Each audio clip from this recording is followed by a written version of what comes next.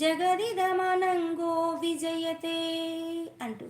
ఆ శ్లోకంలో ఏం చెప్తారు అంటే, మన్మధుడు మన్మధుడికి శరీరం అంటూ ఉండదు, అంటే అంగములు లేనివాడు.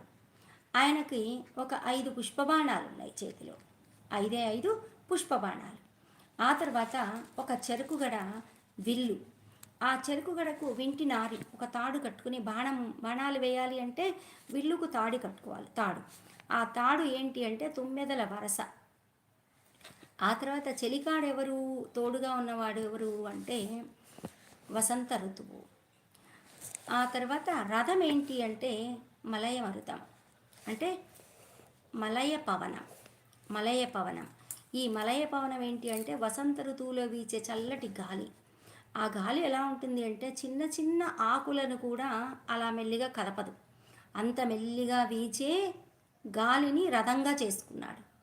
చెరుకుగడని విల్లు కట్టేటప్పుడు, తాడు కట్టేటప్పుడు కాస్త గట్టిగా లాగితే చెరుకుగడ విరిగిపోతుంది.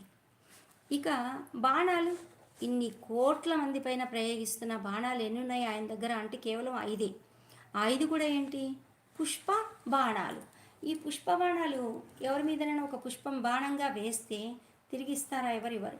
ఆనందంగా వాసన చూస్తూ అలా ఉంచుకునేస్తారు.